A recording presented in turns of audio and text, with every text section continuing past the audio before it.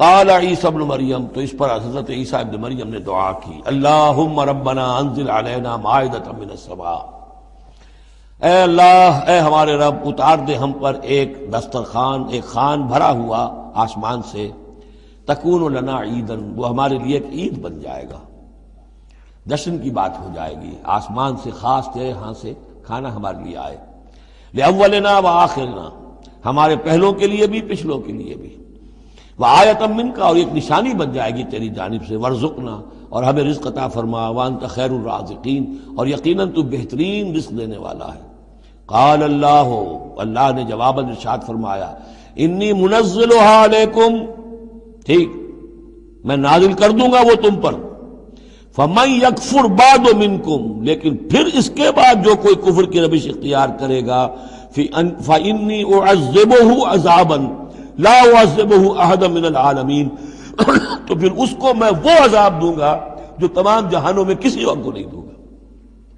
یعنی جب اس طرح کا خرق عادت کوئی چیز دکھا دی جائے، کھلا معجزہ، پھر رعایت نہیں ہوتی۔ چنانچہ قوموں کا معاملہ یہی تھا، قوم سمود نے مطالبہ کیا حضرت صالح علیہ السلام سے کہ ابھی اس چٹان میں سے ایک گابن جو اونٹنی برآمد ہو جانی چاہیے، وہ اونٹنی جو ہے برآمد ہو گئی، لیکن اب رعایت نہیں تھی۔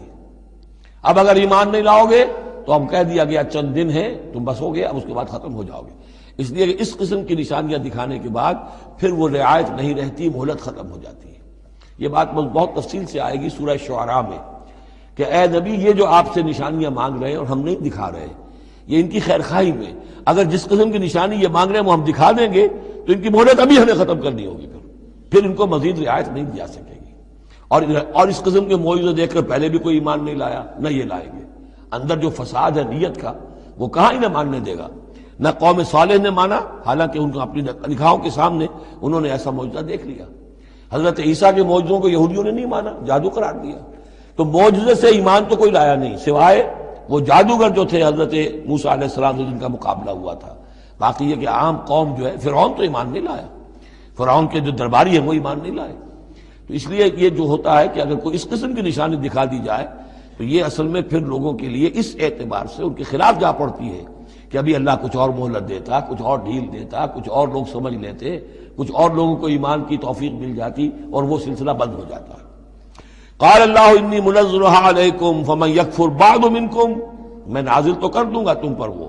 لیکن پھر اس کے بعد جو کوئی بھی تم میں سے کوئی کفر کی روش اختیار کرے گا، ناشکری کرے گا، فإنی اعذبہ عذابا لا اعذبہ احدا من العالمین، تو پھر اس کو عذاب وہ دوں گا جو تمام جہانوں میں کسی اور کو نہیں دوں گا۔